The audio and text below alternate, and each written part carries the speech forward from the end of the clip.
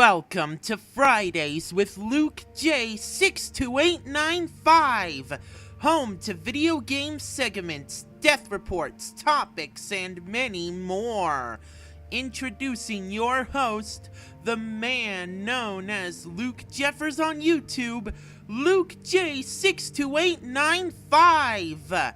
Kick back and enjoy this extraordinary episode of Fridays with Luke J62895.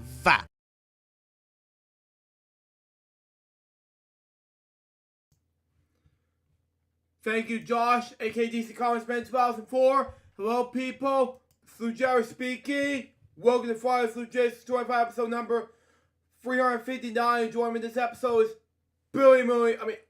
Remix Bomb, ladies and gentlemen.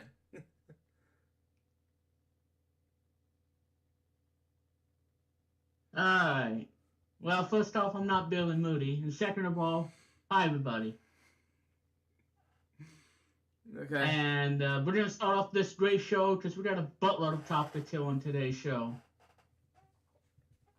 And Luke, not only that, March 11th is also, well, on this specific episode, it's the Turning Red edition, if you want to call it that, because it is the launch of the movie Turning Red. Mm-hmm. Exactly. That is available on Disney Plus, and it's rated PG by the MPA. And of course, I'm sure the movie's going to be available for pre-order in a few days, and I might pre-order it. Who knows? But yeah, so happy Turning Red Day, everybody! And the movie. Yeah, we're going to be talking about Turning Red and some other topics too that we have. So, Luke, what are the topics that we have for today? Well, today, folks, I got not one, not two, but 5 dev topics for today. We got an Apple Rumors topic about what are my thoughts about Apple, my future about a Mac Studio and things like that. Turning Red topic I need to talk about. We need to talk about this. The Teenage Mutant Ninja Turtles topics that we need to go over. And that's my gaming topic of the Ninja Turtles collection that I saw on the State of Play. Yeah, So we're gonna go over that and discuss it. Yeah, because I have something I want to say about it. Okay. The next one I'm gonna talk about is Tom Hanks in live action Pinocchio. Come to life. Next one is Tony Hawk topic, which I need to discuss. Katie Couric topic, and then finally the announcement that I want to discuss what's going on this week for LGSM/Qualp. Anyway, let's do it now. So shall we? So we got. My first one is Linda Barron. Okay, she was born Lillian Ridgway on March 24th, 1949 to March 5th, 2022, better known professionally as Linda Barron, known as an English actress and comedian. She was best known for having played Nurse Glaze Amino in the BBC comedy series Hours, 1976, 1985, and the sequel, Still Open All Hours, 2013-2016. Anti-Mammo in the award-winning children's series Come Outside from 1993 to 1997. Okay. Part of Linda Clark in East Enders in 2006 from 2008 to 2009. To his brief return in 2016, one of the worst years ever.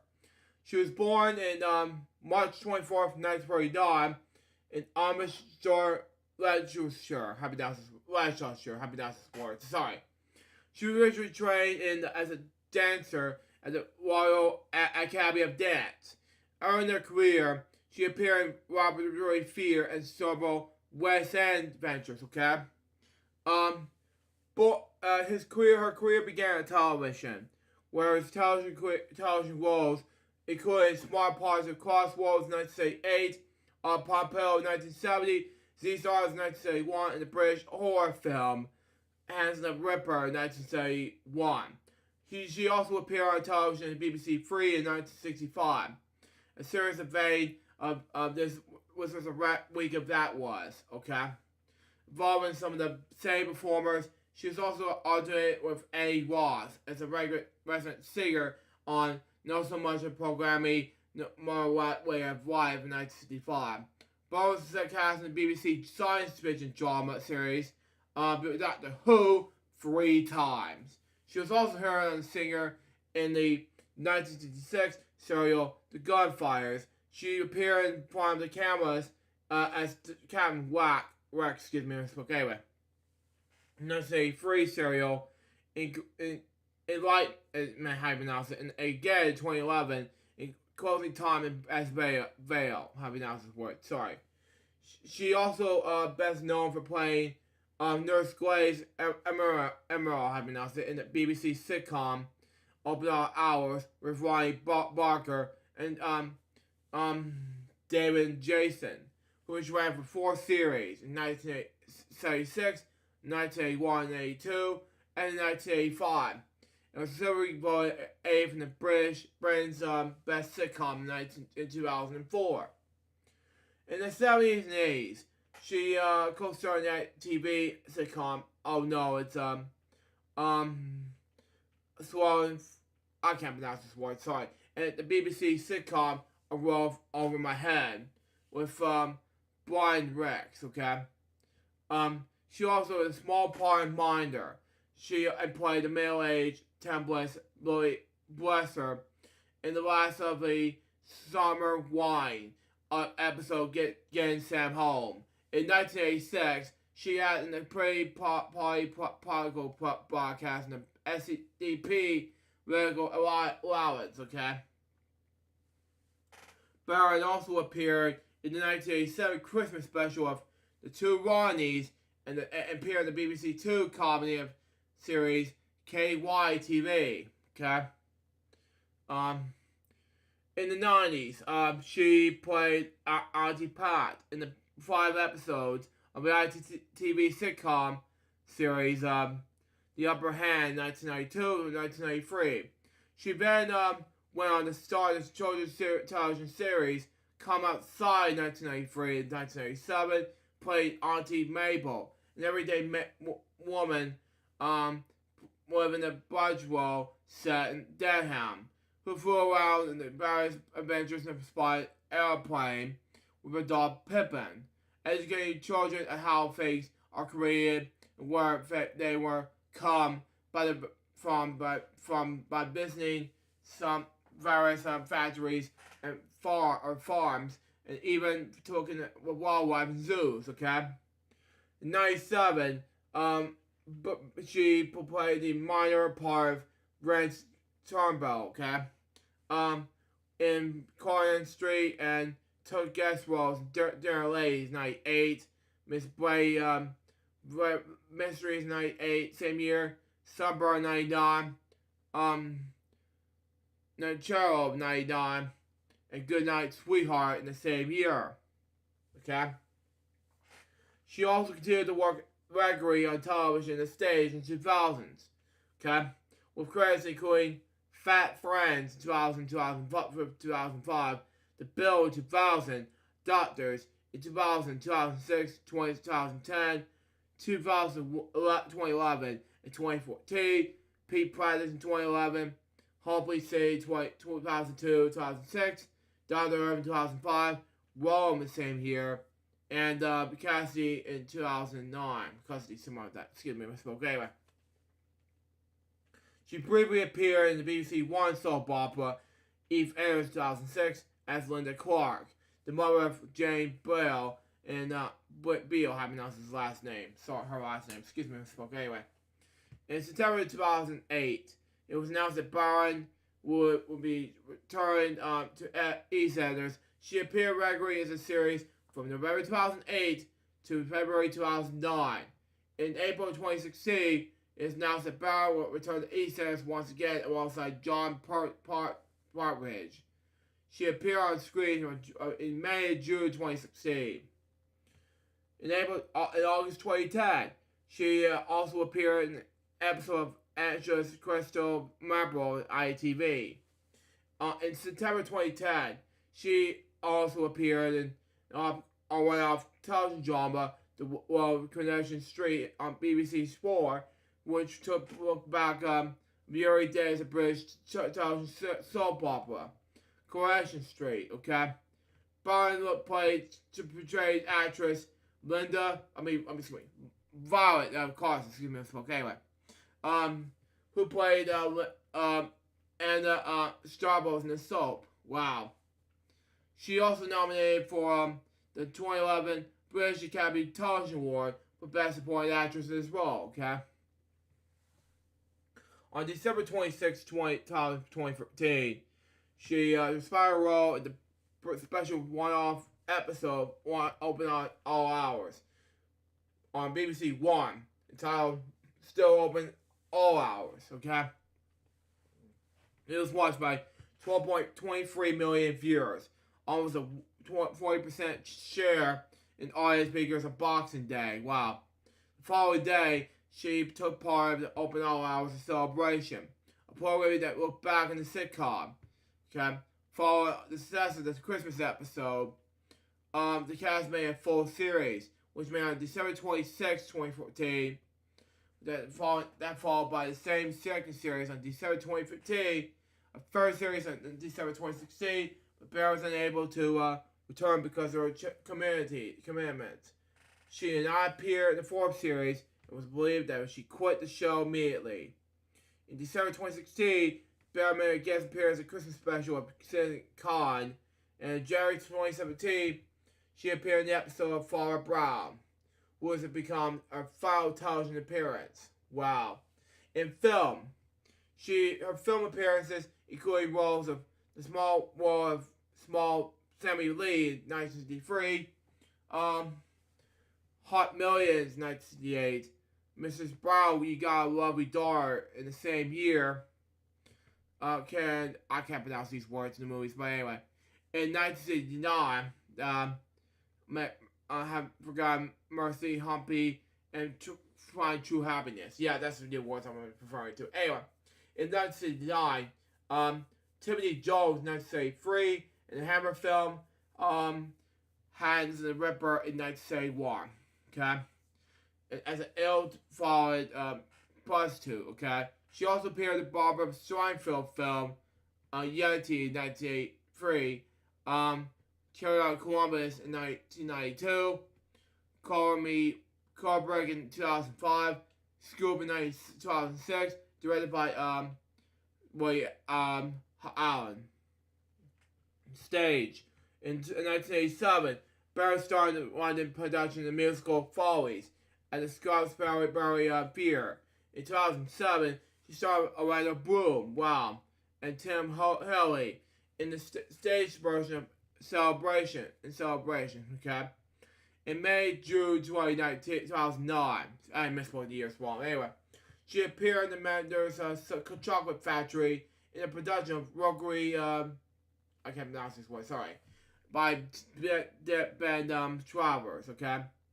From October 2010 to February 2011, Byron starred with Maureen Lipman and Roy Hudd in the West End production of When We Are Married by J.B. Presley. Okay? How many else his last name? Her last name. Anyway, in March of 2014, she appeared in the production of D.H. Warren's play, The Daughter-in-Law, at the Starry Chargeable. How to pronounce this stage name. Sorry. She appeared in the My Revere, Chester from May 2014, and Stevie by Hugh Whitemeyer, alongside Zoe Wanamaker and Chris Walken. Bond once again appeared and played in March to April 2015 in the Hampstead Pier. However, Pier credits includes Inspector Calls, Stepping Out, Entertaining Mr. Stallone, and the film Monty. Other works in the year I was born. Okay. She also voiced the character of Nancy Ugg in the BBC Radio 4 adaptation of the Discworld novel World Sisters in April 2012. Yeah, April 2012. Excuse me. Okay, anyway. Richard Cates released an album entitled "There's Something About You," which features her performing the track "Hard Man's It's Good to Find." Excuse me, okay, anyway. On May 11, 2012, she appeared in the afternoon play of the BBC Radio 4, Miss Warry's Son, playing the mother of artist L.S. Warry. Personal life and death. In 1962, she married hairdresser and music apprentice Sergio Smith, okay, who performed under the name of Scarlett London. They later divorced. In 1966, excuse me, anyway. She married John M. Lee. The couple had two children and were married until his death in 2001. She died on March 5th, 2022.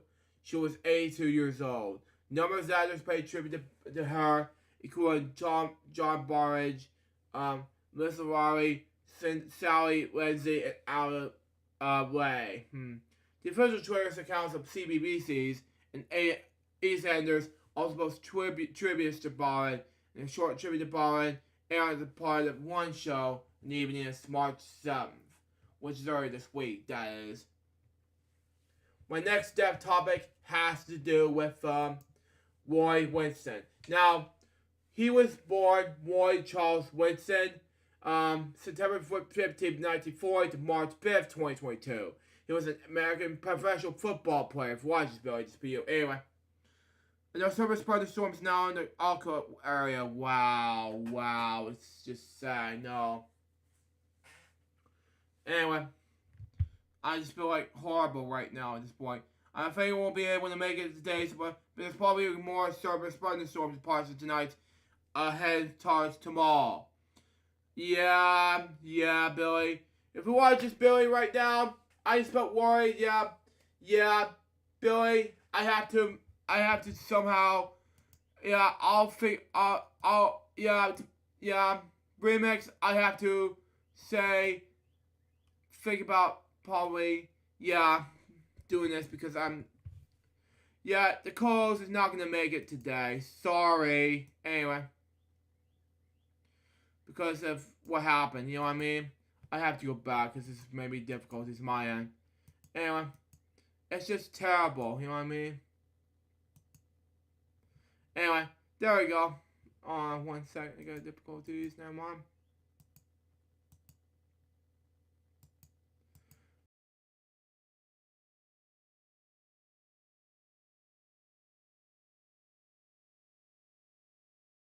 Okay, I got it. I gotta fix this. Hang on. I unmute my mic. I mute my mic by accident, but because of this, I just thought it'd be a good idea to wait for till next Friday because for Billy. I think he has some thunderstorms in his head, so there you go. Anyway, Billy, if you're watching this, sorry for you, but I just feel like it's terrible. You know what I mean? So yeah, I just feel like it's just way awful, you know. So yeah, I'll talk about these other 4 more dev topics, and we'll just talk about more topics. Remix. Before I actually begin my dev topic on Roy Winston, let's just say I'm sorry, but we need to talk about this. Billy has some issues, some thunderstorms outside, so we're gonna say about that.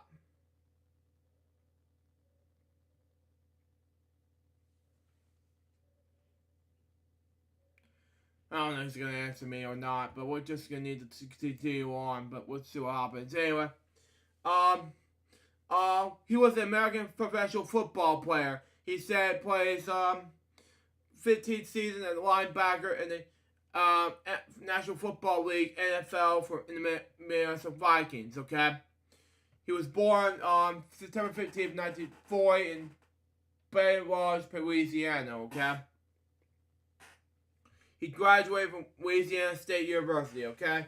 Where he was a standout offensive guard and linebacker in the 10-7 LSU victory over edge rival Ole Miss in 1961, okay? Following the season, he was named an unanimous All-American LSU's finished Southeastern Conference co-champions with Alabama, okay? LSU finished with regular seasons 9-1 and ranked 4th in the polls, okay? Then defeated Colorado 25.7 in the Orange Bowl, okay? He was drafted in the 4th round in the 1962 NFL draft by the Vikings, okay? Which he played until he retired after the 1976 season, okay? During that time, he was one of the 11 players to play for the Vikings Super Bowl appearances. Super Bowl 6.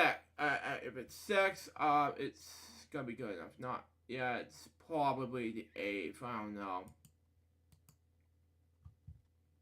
We'll see. Yeah, it's definitely 8. You know. It's 4. Never mind. It's 4. Okay, 4. Super Bowl number 8. Now, yeah, that was 8. Never mind. Super Bowl 4, Super Bowl 8, Super Bowl 9, Super Bowl 11. That's, yeah. I misspoke any numbers, bro. Never mind. Some book I just had enough. Well, Billy won't be here today, Josh. It's just I felt like he's just had thunderstorm warning in his end, so he won't be around for it today. So it's just gonna be you, Remix, and me today. So I have the slight chance of bad thunderstorms outside. But anyway, yeah. But anyway, Winston started the first 3 Vikings Super Bowls at left, star-striped linebacker. By the time the Vikings reached Super Bowl 11, he was reversed, placed in the starting lineup by Matt Blair. He was Carpow's weak side linebacker Wally Harrenberg, okay? Also played in 4 Viking Super Bowls, okay? As did fellow defenders Carl Ever, Alan Page, Jim Marshall, and Paul Cross, okay? He also delivered one of the most devastating tackles ever filmed, okay? Oh wow, that's not good. Yeah, I have to agree with Josh. You know, at the time, yes, it was some bad weather outside. Not from my end, but also remixing my end, because you see, some of us live in the East Coast, and Josh didn't live in the Pacific Coast. You know, I just feel like I just needed some. It's just I don't know what to do. But anyway, okay. Anyway, moving on. In the game against Miami Dolphins in 1972, fullback Larry Consa circled out into the flat and check a pass. Okay. Just as he caught the pass, Wilson had from beyond such a force that the 240-pound Consa was nearly cut in half. Wow. Okay.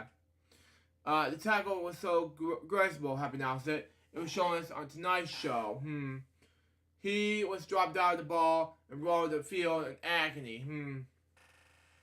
His body's back was broken and literally caught up in the field. He was not severely injured, however. After the impressive retirement from the NFL, he and sorry, I have to pronounce his last name. Sorry, remained close friends.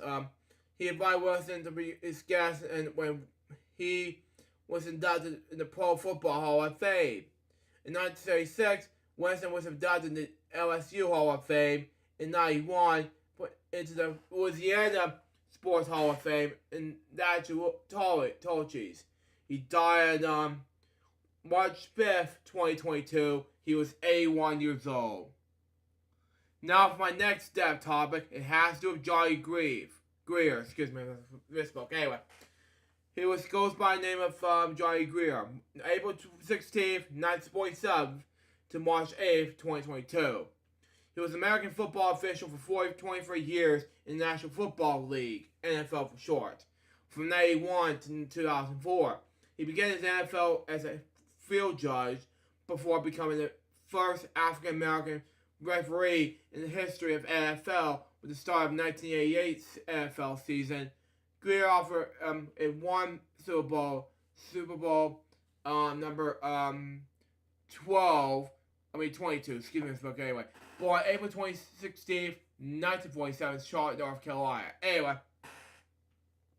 in 1988, with his last game as a field judge, the same game as which Doug Williams became the first African American quarterback to win the Super Bowl. On the field, he wore uniform number 23. Okay. Which is now worn by Jerome Boger, another African American referee. He also attended college at the University of District of Columbia, DC for short. UDC for short, anyway.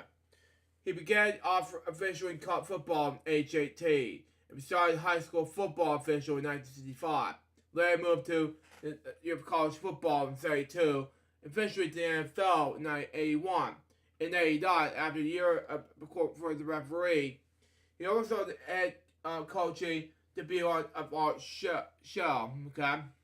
The first black NFL head coach in the NFL's modern era, okay?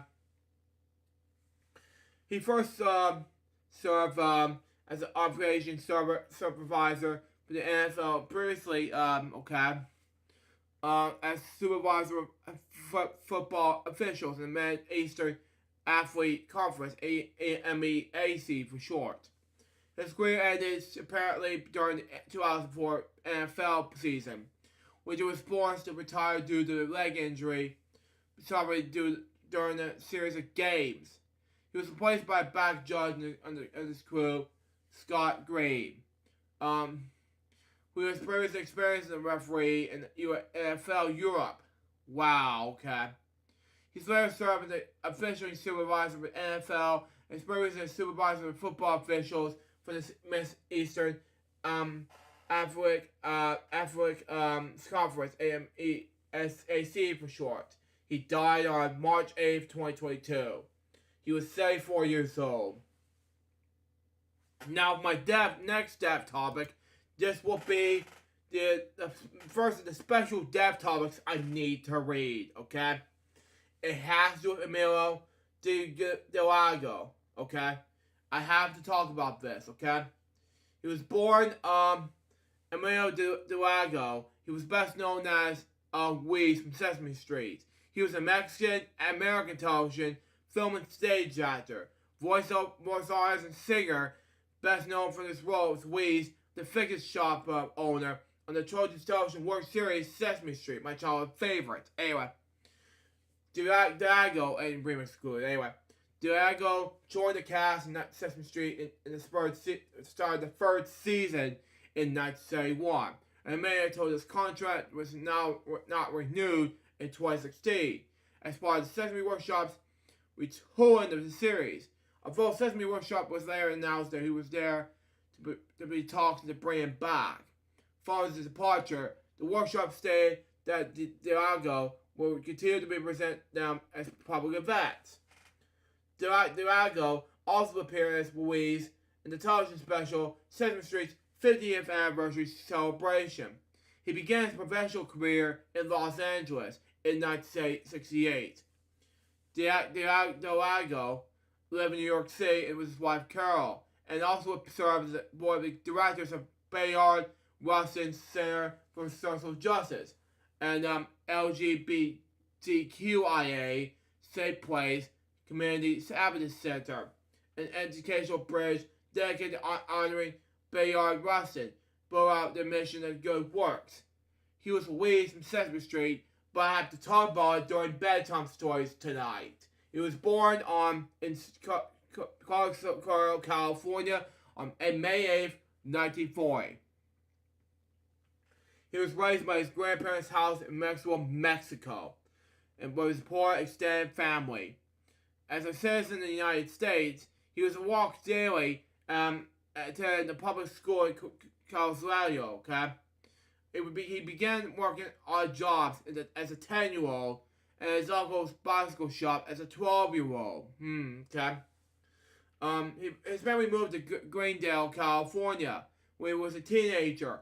During his high school years, 3 years of which he attended Glendale High School, he became president of the Tennis Band Club, played trombone both in the orchestra and the jazz band, and was a drum major in the marching band. He also did a moderate opposite to the Vietnam War. Wow. Kind of reminds me of Walter Cronkite difference. But anyway, but enlisted to the California National Guard for 6 years, serving demonstratively. Wow. I mean, that's this word, sorry. And survived Gabriel, he was deployed to watch riots in Los Angeles. In 1965, where he was established in the sea, weekend warriors being issued by live ammunition to see used against other Americans. Wow, okay. He also had professionally in 1968. After 9 years of trying to knock doors in Los Angeles to get in, that year he received the first early job in the summer stock play. Anyway, starring Martha Ray, and later was cast in the first Mexican-American soap opera, Cadron de la Gracia. Happy not to Spanish word. Sorry, I misspoke. Anyway, befriended actor serial to I can't pronounce his last name. Sorry. At Los Angeles Theater Company, Air Comedy City, reportedly, Gallo learned the new theater program, Cal Arts, led by Professor Herm Blow. While already a professional actor in his 70 enrollment, he plays Paul's dramas to just his advanced grade. Man, it was amazing. As in 1970, he was an art director of the new Mexican American Center of Children's Creative Arts. Wow, okay. Which taught Chicago High School and college students from the basement of the Edgewater Heights Community Center in East Los Angeles.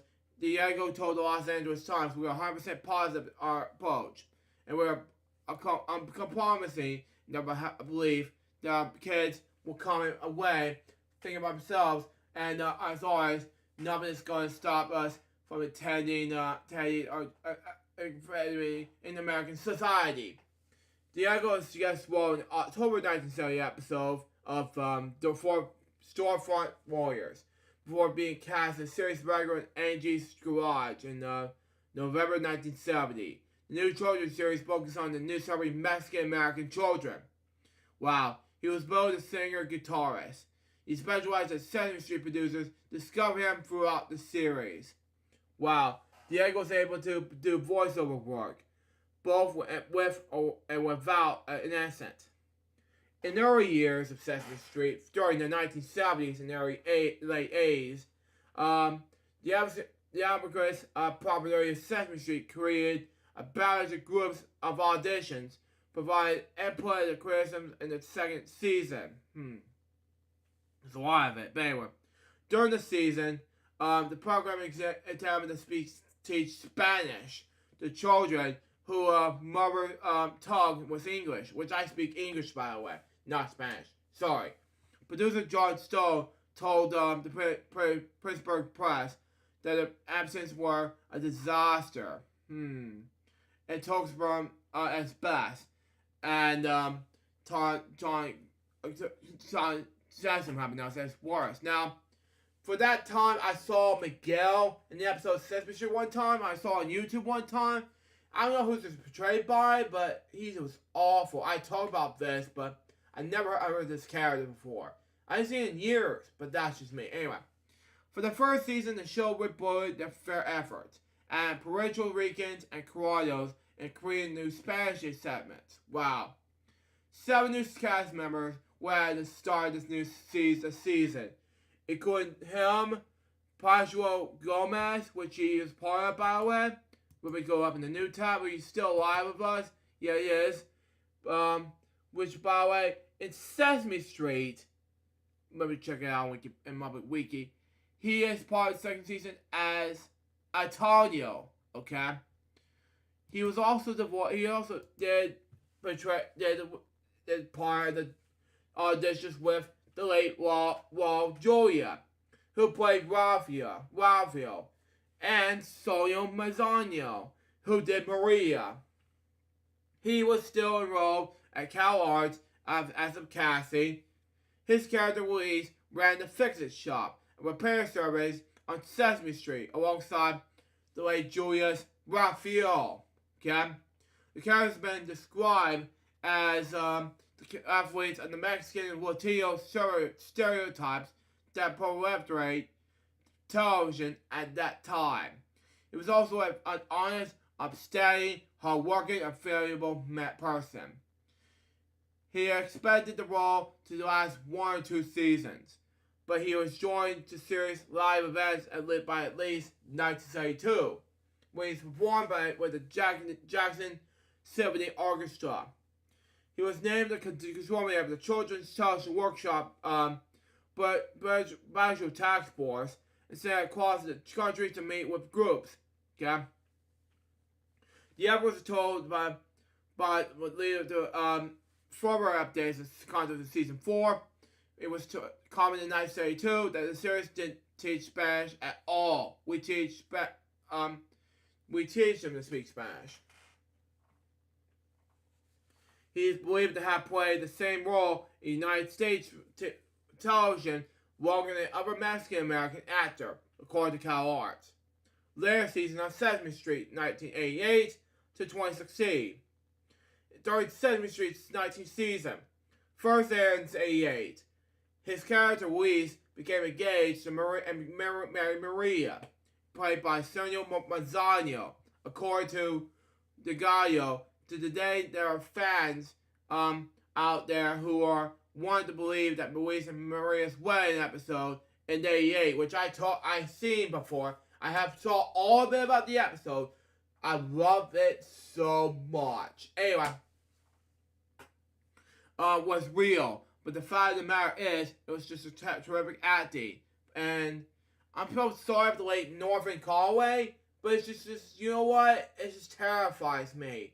And you don't need to marry, Austin Rowley, you know? She is a great actress, you know, that's just me. Anyway, DeGallio later appeared on Spanish pop culture conventions, often used the brand Humans of Sesame Street. Wow. DeGallio also inspired the role of Louise in the television special Sesame Street's 50th anniversary celebration.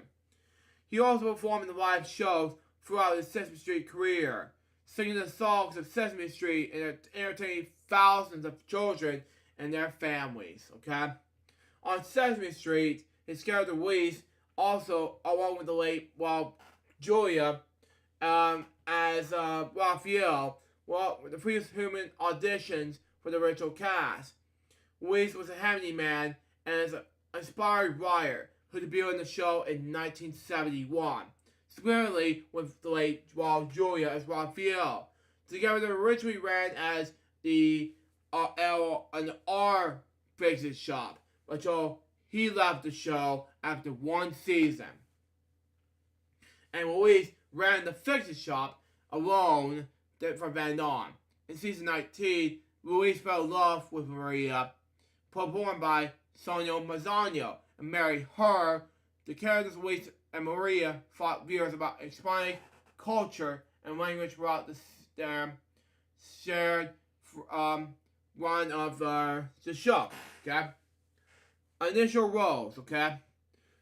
He also take guest roles in other series while Sesame Street wasn't taping. Notably, he had a recurring role with national news editor Robin Kardashian on the television series Rue Grant. He also starred in the Ali Veer production of Obvious Studios Questio Novio to 2020, one of the eligible sports years, but anyway.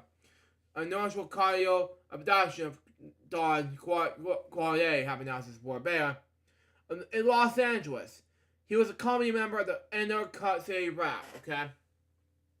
The group reportedly in LA reportedly, okay? Some of New York City fear spreads includes Falling Home, HEXCTC for short. Okay? Boxing 2000, Richard Maxwell NYC players. Dismiss all the poets, New York's Fringe Festival 2002. Nile Cruz, anyway, adoption of a very old man with amorous wings. Shakespeare Theater in New Jersey. Dinosaurs IATI. Night Over Tiles. INTAR Fear. Adoption of How the Gaia Girls of lost their essence. Wow. Roundhouse Fear. And Amel appeared in the role of King Claudius. And Antonio Wobbly Fear, production of Hamlet. Prince of Cuba. Evaluate performance in English and Spanish. With one reviewer wrote the Gaio is equally brilliant as Prince King Claudius. Okay? His other television appearance includes House of Cards, Law & Order, Law & Order CI, and finally, Law & Order SVU.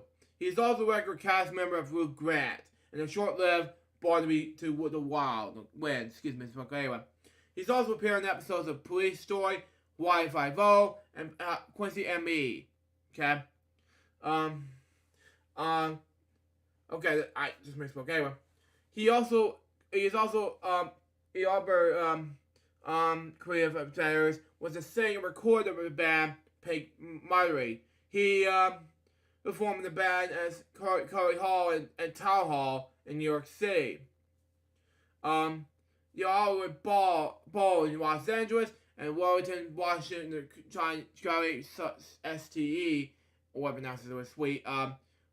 Michelle Riley in Portland, Oregon. Watches Alex Paris. Oregon, Portland, Oregon, and the R.A. Shriner Concert Hall, Crystal Ballroom, and the Oregon Zoo. Okay?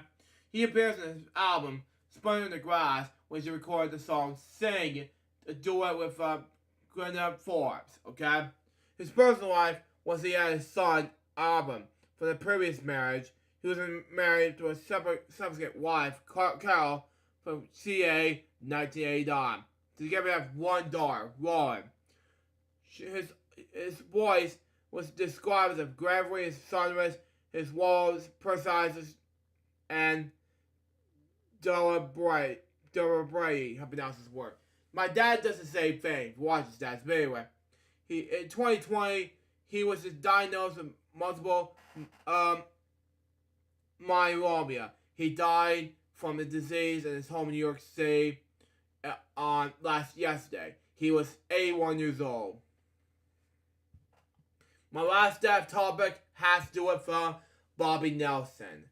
And if you watch this video, it's for you. This is gonna be my last death topic. Anyway, she was best known as Bobby Lee Nelson. Okay, she was an American pianist and singer, the older sister of Willie Nelson, and a member of his band. Okay. He and his family, her grandmother taught her to play keyboards at the age of 5 with a pump organ, okay? And afterwards, successfully appearances with gospel conventions held in Osboro, Texas. Her grandfather bought her the piano. She started singing in the school acts, okay? In the church with her brother. At the age of 16, she married Bud Fletcher, who formed his own band, the Texans. She joined on the piano, while the brother joined on vocals and guitar. The band was disbanded in 1955, and she divorced Fletcher afterwards. In 1961, after suffering a breakout caused by Fletcher's death, and custody of the children being given to his parents, she moved to Fort Worth, Texas, where she was worked the Hammond Organ Company, covering her children. She moved to Austin, Texas. In 1965, she moved to Nashville, Tennessee. And after her first marriage failed, she played in the restaurants and different venues until she called by her brother in New York from New York and say free, but a session, anyway. She joined Willie Nelson on piano during the session with Atlantic Records that produced The Troublemaker, Shotgun, Willie, and Places and Stages. That same year, she joined the family full time and began touring with her brother. Anyway, she was born in Albert, Texas on January 1st, New Year's Day, 1931, to Olive Doyle Nelson and Marie Nee Grehall. Her mother moved to Portland, Oregon. She was soon after her brother Willie was born in 1933. Okay, where Willie later relocated to their mother when he reached adulthood. Okay, her father remarried and also moved away. Okay, leaving them to raise by their parental grandparents. The Nelsons was taught singing back in Arkansas. Okay, started to stage grandchildren in music. Her grandfather started instructing her to play piano and the pop organ at the age of 5. Her grandfather took her to sing gospel conventions when he held a courthouse in Hillsborough, Texas, when she performed the first time in front of 1,000 people. Impressed by her wonderful talent, her grandfather bought her the piano for $35 when she was 6. Wow, okay. 3 years later, she started playing with Willie and singing with her grandmother around the house. Wow. She began playing in functions at Abbott High School and church with her brother. When she was 14, she began traveling with amigos around Austin throughout Texas. Her musical career began when she was at 16. Nelson met Bud Fletcher and they were married. Although Fletcher did not have musical abilities, he formed his own band, Bud Fletcher and the Texans, limiting his preparation to directing it. She joined on piano while brother sang and played guitar. The band was disbanded in 1955 when she divorced Bud Fletcher, who was sick. She lost custody of her son, Randy, Michael, and Freddie, for playing the honky tonks, and custody, who was given her ex-husband's parents. Wow. When Fletcher died from a car accident in 1961, Nelson suffered from a breakdown, was admitted to the hospital in Fort Worth. She waived custody for her children. She married again, and she started working in the television repair shop in town. The owner of the store rented the piano for her, and she recovered.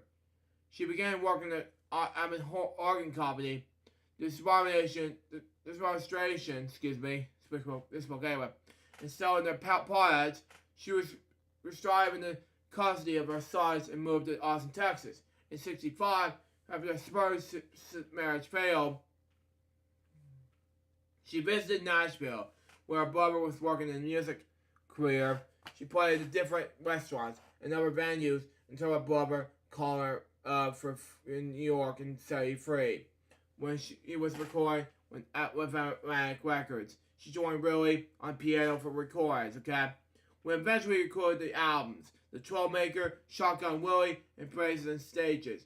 When she joined Willie Nelson's newly formed band, The Family, full time, she started touring with him, and in 2008, she released her solo debut album, Autobiography. I pronounce this word anyway. In 2017, she was inducted in the Texas Country Music Hall of Fame. 2 days after the induction, she was again in concert with her brother, Willie Nelson, in the Great Theater in Berkeley, California. Willie also referred to as little sister, even though she was older than 2. She died on March 10th, 2022. She was 91 years old. Now we have a moment of silence reflection regarding to Linda Barron, Warren Wilson, Johnny Gar, Emilio DiGallo, and Bobby Nelson now.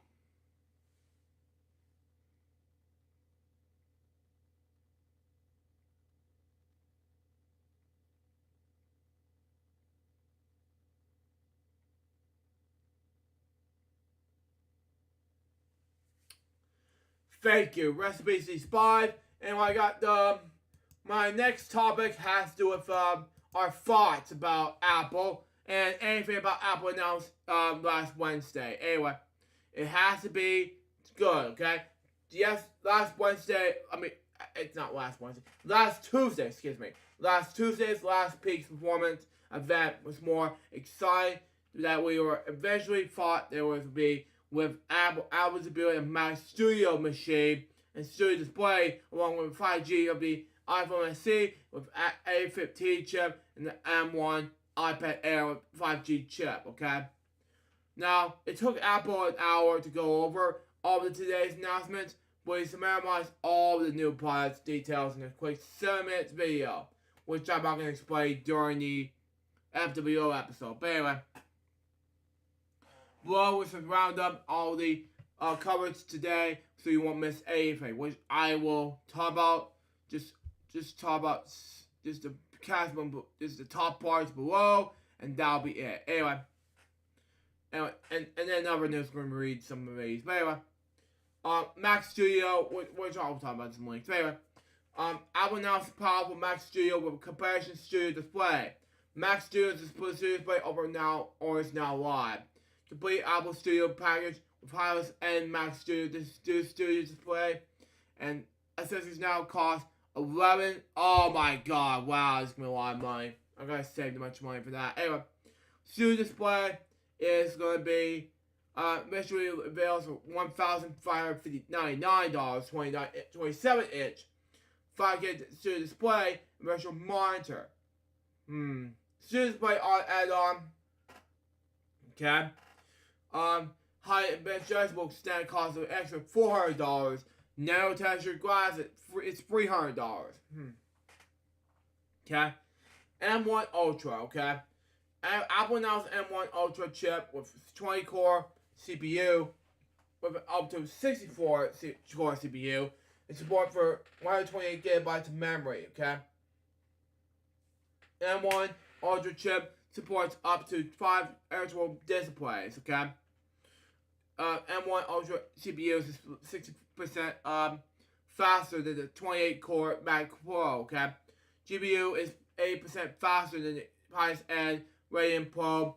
So W69, oh my god, 69 jokes. Anyway, 6900 X graphics card. Anyway, M1 Ultra outperforms 28-core Intel Mac Pro as the first leaked benchmark, okay? iPhone SE, anyway. Apple announced new iPhone SE with A50 Bionic, anyway, and 5G connectivity, okay. iPhone SE and iPad Air don't offer as fast as Wave 5G, and iPhone SE 2 disconnected. iPhone SE 3 from $429, now Apple's cheapest iPhone. No iPhone SE offers improved battery life compared to the previous model, okay? iPad Air, okay? Apple revealed the new iPad Air with M1 chip, official 5G and faster USB-C, starting at like $599. Next, iOS 15.4 and macOS Monterey 12.3. Apple releasing iOS 15.4 and iPad OS 15.4 next week, which is this week. This is coming week, by the way. Apple releasing macOS 12.3 next week, which is coming up, anyway. With universal control and more. Wow. Apple is releasing candidate version of iOS 15.4 and iPad OS 15.4 for developers. And Apple sees release candidates select version of macOS 12.3 beta to developers, okay? And Mac Pro, okay? Apple teased Apple Silicon Mac Pro, which is going to be very exciting, okay? At spring event. Mac Mini and Mac Pro are Apple's last two remaining Intel Macs will launch the Mac Studio. And Mac Pro gains new AMD Ryzen Pro with W6600X GPU upgrade option, okay? Other news. Apple reveals new iPhone 13 green. Ultra green, that is. Not my favorite color, but red's my favorite color. Anyway, an iPhone 13 Pro, a blind green. Wow, colors. Anyway, Apple TV Plus will stream live MLB games. With weekly Friday night baseball for doubleheader. If you watch this video, David, it's for you. Anyway, Apple discontinues 27-inch Mac. Okay, Apple releases black and silver Magic Keyboard. Wow, with Touch ID, Magic Trackpad, and Magic Mouse. Apple introduced new spraying colors from iPhone cases and Apple Watch brands. And finally, HomePod Mini launching Welcome Netherlands and Silver Swan in the end of March. The Mac Studio and Studio Display can be ordered to starting this week and will be ordered to set delivered on March 18th. The iPod SE with iPod Air will also be pre-ordered this upcoming, which is today, with the launch of following the next week. Next week, that is. And, yeah. What is our thought? My thoughts were, I thought it was exciting, but Mac Studio and Studio Display, wow, it's going to be a lot of money to save up for it. Because I want to see that in action so badly with the new Mac Mini. You know what I mean? Because I want to get this so bad, because this will be my next step to the Club, you know? That's just me. So, yeah. Remix, what are your thoughts on that? Well, I gotta tell you, first of all, you're gonna have to save big. A piggy bank. You need a. It's like I said, we need a bigger piggy bank. I have a bank account. Don't remind me. But anyway. Yeah. Well, I know. I'm just saying that. I'm just saying, as a joke, that we're gonna need a much bigger piggy bank. Yeah, we gotta. Yeah. Because that's how much the Mac Studio is. Yeah, the Mac Studio is great. Yeah. For people who want to unleash their creativity, as it said on the stream. But for certain people like me, I'm kind of fine with where I'm at, with Office and everything, because I do things differently than what everybody does. Mm-hmm. But you know what? This whole idea is keeping us strong at 19 years and counting, because next year is obviously going to be our 20th anniversary. That's how we're staying so strong after all these years. Mm-hmm. But it's a great little computer if you have the cuckoo butts. With because I said, you get the M1 Max, which you get for 2,000, or if you want the Ultra, then you're gonna have to shell out a little bit more. Yeah. If you're a inspired content creator, like then, me, yeah. Then yeah, having the Ultra is gonna be your best bet. Yeah, exactly. But if for some people who just wanna get office work done and whatnot, and take your creativity to the next level, then yeah, the one with the mats is fine. Yeah. But yeah, the Mac Studio, it's awesome, but a bit on the pricey side. Yeah. I think the display is great, but it's pricey as heck. And of course the iPad Air, the new one. I think it's a little bit better than the iPad Air 4, I should say. Yeah. And it's still going to be $600, which is a little steep, but hey, you get what you want. Sort of your mid-range kind of prices. Mm-hmm. So take it as you see it. And I think the iPad Air 5 is going to be an amazing gaming tablet with the M1 chip that's in it. So gaming on the iPad Air, it's just going to be no sweat. Yeah. For playing Apple Arcade games or any game that really push the CPU and GPU together. So, but yeah, the iPad Air might be, the new one might be perfect for gaming. Wow. Because as I said, a lot of people use iPad, for everything. They use it for social media, productivity, and all that other stuff. But gaming is one of the best things about the iPad. Like I said, you got Nintendo Switch, but like I said, the Switch is awesome. 5 years, and like I said, like I said, first it was the Game Boy in '89 that really revolutionized the portable game, and now, and then when the iPod came along, especially with app support, app store support, then things really took off. Mm-hmm. So like I said, it's the iPad versatile. It's the most versatile iPad that you can get, and it's for everything. Yeah, still. No buts about it. No ifs, so's, or buts about it. Oh, I got some good news before we begin our next topic. Um, it's something I talk about at FWO. I haven't talked about at FWO, but we gotta talk about it. All hashtag free Rugrats are not movies are now on Blu-ray right now. Here's proof.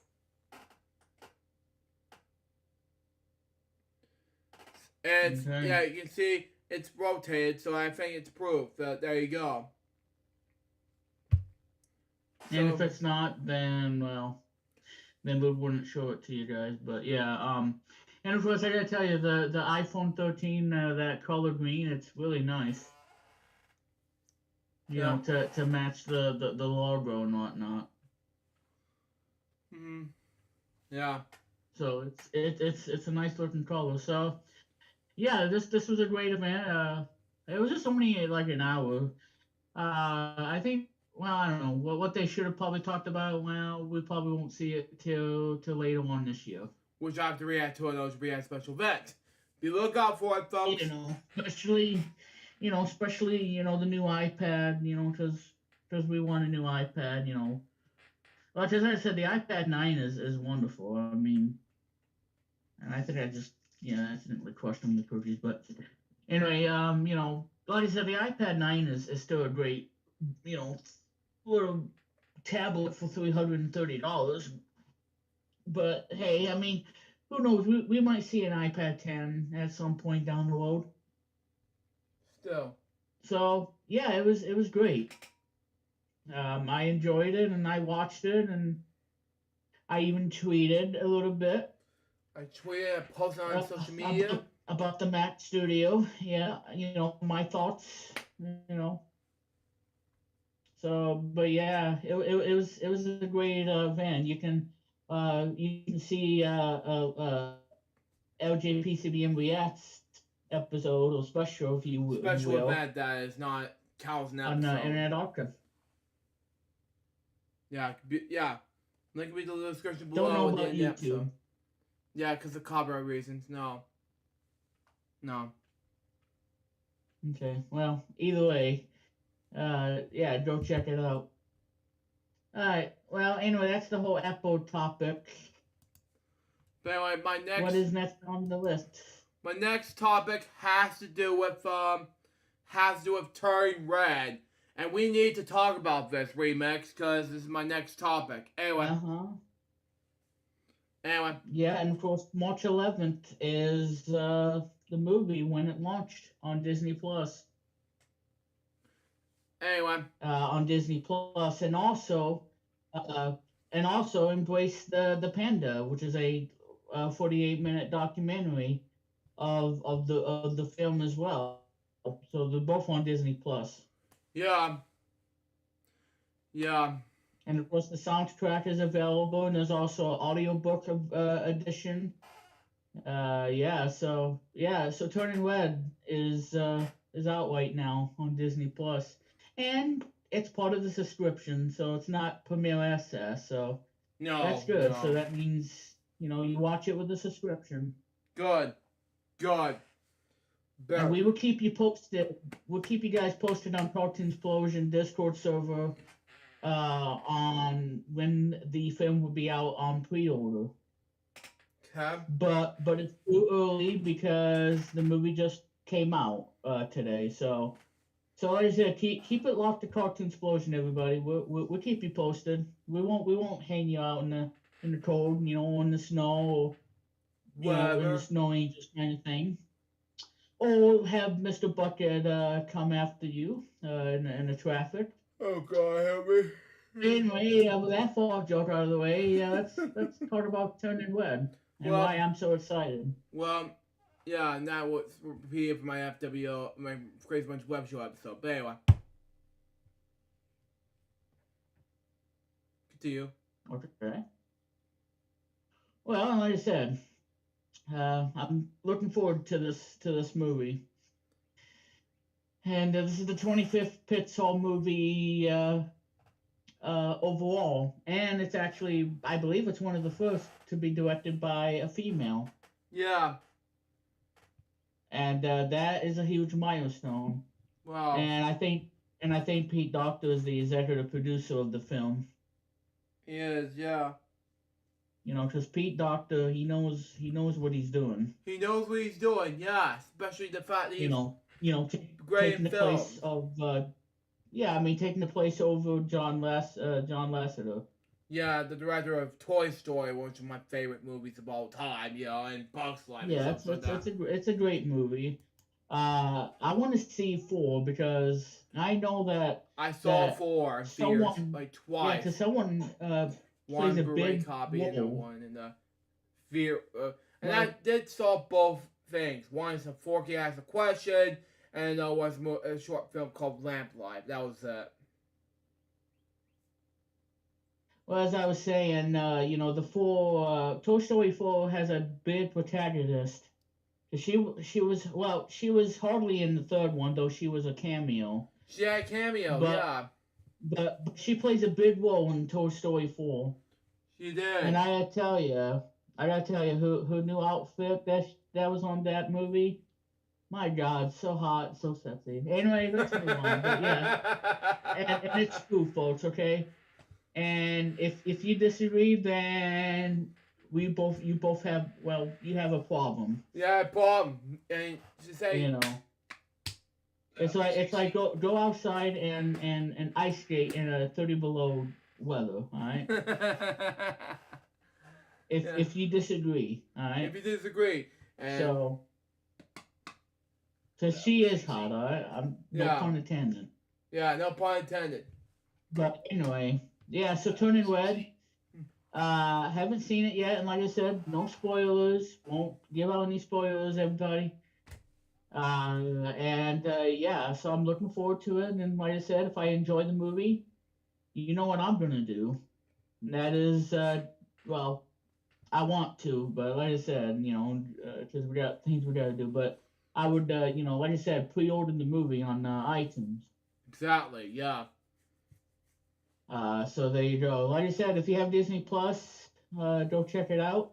It's called Turning Red.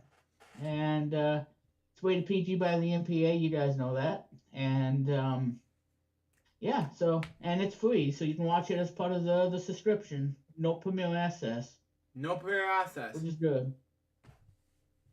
So that's the whole Turning Red. And so a big celebration, Luke, for Turning Red for today, and it's out now on Disney Plus.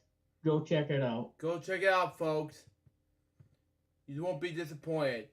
And because I told Luke about this on the last episode and told him, Luke, we should make this episode Turning Red edition because the film will be launching on Friday. So and he agreed on that, and he made it happen. I made it happen because at the time, yes, it was dedicated a tribute to Emilio, the guy who Sesame Street passed away. I just want to do the Turning Red episode dedicated to Louise and Sesame Street, Yeah. As I mentioned earlier in the episode, But yeah, Turning Red was amazing, Well, go check out the movie, everybody, and so again, won't be spoiling, so you guys, because I want you guys to see it, and I think you're gonna, and like I said, before we continue, I think this is gonna be the best year for Disney this year because last year they had a huge hit on their hands with Raya and the Last Dragon. Wow. Which is an awesome movie, and it's one of probably the best movie of 2021. Wow. As far as animation is concerned, hands down. Because the movie, I tell you, it's just fantastic. I can't say bad things about it, and I give it a 5 out of 5. And My favorite part is Sissy the Dragon, who, you know, is the best part about it, played by Aquafina. Yeah, still. Yeah, that character was really awesome.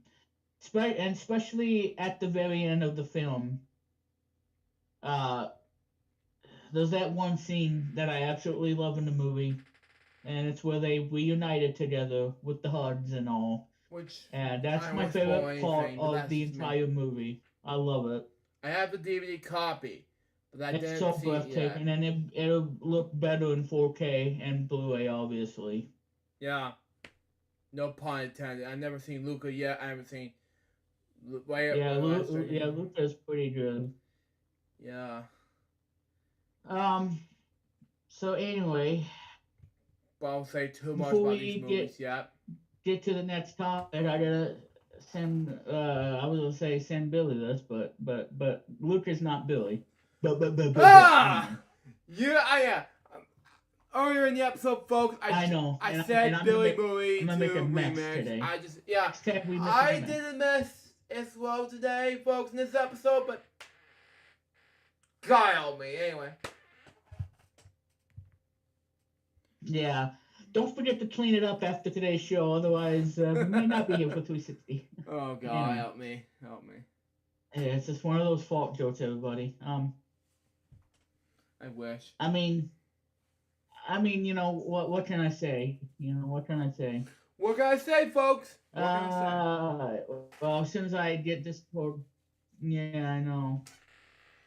Trying to wait for Disney, for Discord to pop open. Discord, oh my God. And yeah. Welcome to the world of Discord. Welcome to the world of Disney. And if it's okay, there we go. I was gonna say if it wasn't gonna work, then I'll just do it this way. All right. Yeah. The link. Yeah, I keep saying the parody of when we used to but anyway. Well, it should be getting a link soon. If not, I'll just send it to you on Messenger so we can move on with the topic. And then I sent you a link on VPN that you can check out later. Yeah, that's good.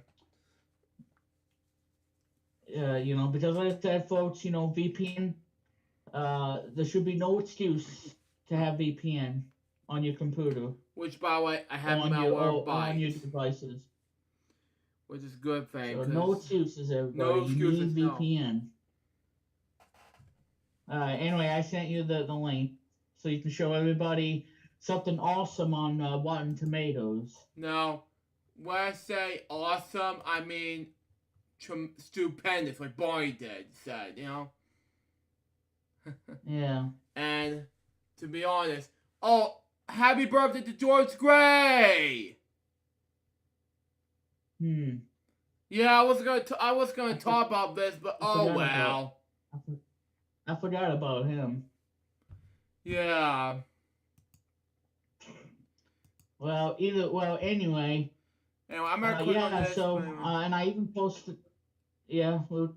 I was gonna click on it anyway. Go ahead. Well, I was gonna say that I posted this photo on the discussion tab on the Cartoon Explosion Discord server, and I actually took a snapshot and shared it with everybody. And I don't know what my mother's watching, but anyway, so I took a picture of it, and it's on Discord. Yeah. And I hope. Okay, well. So anyway, that's the whole thing.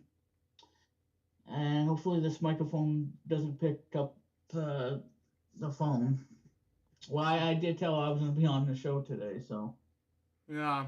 And like I said, the internet's so slow, and I can't even get it up. So, as I said, I'm on hotel Wi-Fi. What do you expect? What do you expect? So the audience, do what? That was easy. Yeah, I expected. Yeah. Continue remix. Yeah. Well, anyway, the audience score is kind of not so much when it comes to the audience rating. Well, anyway, I did send it to Luke, for everybody to see. Yeah, I just. Yeah, so Turning Red and has a 73% score on the audience side. Wow. Hmm. But on the tomato meter side, on a 0 to 100 scale, it is sitting at 95% Yeah, wow. Hmm. on Rotten Tomatoes website. I thought at first glance, I thought this was going to get like a 65 or a 70% rating. Uh, but when I saw it at 94%, I'm like, okay, well, I guess Disney has done it again, and this is not only the 25th Pixar movie, but it's probably going to be the best movie ever for that magic number, 25. Wow. So there you go on that. And even more good news is it's been certified fresh by Rotten Tomatoes. So that means that you can put in the books that, yeah, this film is not rotten in any way. No. And it's going to be a huge hit. So Billy, don't sit there and tell me that this film's not going to be any good. No. Like I said, on Rotten Tomatoes, certified fresh, baby, and Hooray! 95%. So don't give me any of that garbage that this movie ain't gonna be good. I have to Well, like I agree, said, Max. 95% on Rotten Tomatoes. Yeah. 95%. I have to agree, 100%. Let me see if okay. Well, anyway, folks, there you go. So I took a screenshot. So, but yeah, so the film's at 95% on Rotten Tomatoes, which is excellent, and it's at a 73% audience. So audiences are not liking it as much. Well, who cares? Because I'm gonna see it for myself, and I'm gonna give it between a one, like 0.5 to 5. Wow. And I can tell you guys that it ain't gonna. Well, for me, it's not gonna get a 2 or a 3. So I can, and it's definitely not gonna get a 1 or 0.5. But yeah, so I'm right between 3.5 to 4.5 to even a 5. And I'll let you guys know what I give it because I'm on Rotten Tomatoes. So I'll let you guys know. I will be the judge of that You'll be the judge of when that it remix. when it comes to the film. So anyway, ladies and gentlemen, that's Turning Red, and again, it's out on Disney Plus, and it's not on Toon Freaking Disney or Disney XD, but Who cares? it's rated PG by the MPA, and Most that racist is countries in Turning Red. America, so we So know that. we're gonna celebrate the Turning Red movie, and there you go. So I hope everybody enjoys the movie because in April is about to be big for the Blue Blur, Wow. and I'm looking forward to this movie. What I'm not looking forward to is for Paramount to change the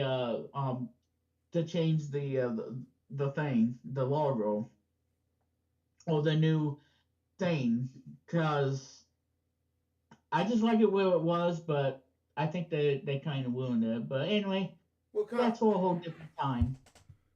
Wait. So anyway, Turning How Red. about change the logos? Well, I don't know. Well, they got rid of the Viacom CBS thing, Yeah, and yeah, then I and have they to agree with you, completely remix. changed it. Yeah, yeah, Viacom CBS. Yeah, yeah. And I think they're gonna have this on the Sonic 2 movie. So I think when that movie comes out, they're probably gonna have a new intro to Paramount. Global. Uh, Yeah. yeah. Well, because like I said, it has that nice 100-year thing, and then it turns blue, and then it has Paramount. The white Paramount logo, just like Paramount Plus and whatnot. Yeah, So because I love Paramount Plus yeah, for whatever reason, and kind of now disappointing. I was not Hey, even disappointed. I at first my reaction was like, you need to change it to Viacom CBS, but now I was like, okay, forget it. I just don't want to do it anymore. Just please. Anyway. So, anyway, that's that. And now, Luke, let's move on to the next topic. Anyway, my next topic is It's going to be our topic, which is Teenage Midget Ninja Turtles topic. The Cowabunga Collection for Switch. And it's Konami's announcing this. Anyway, and it's also not only for the Switch, but also for consoles. You know. Play. It was on the State of Play. It was first announced on PS4 and PS5, and then they confirmed that it was going to come to other systems as well, not just the PS4 and PS5. Yeah, which by the way, I saw this and then coming out with the Switch, which I haven't seen much about PS4 and 5 either at all, but that's just me. It was announced on PS4 and PS5 as part of the State of Play that I watched. Oh, But and Konami is bringing the collection on another systems like Switch and Xbox, which is great for people who have Xbox Series X and S. Wow. Yeah, so this is great. And it's going to be great too for me, because I want to get a Switch and be able to play my favorite Turtles game on the go. Yeah, Cowabunga. And we'll be talking about that in a little bit.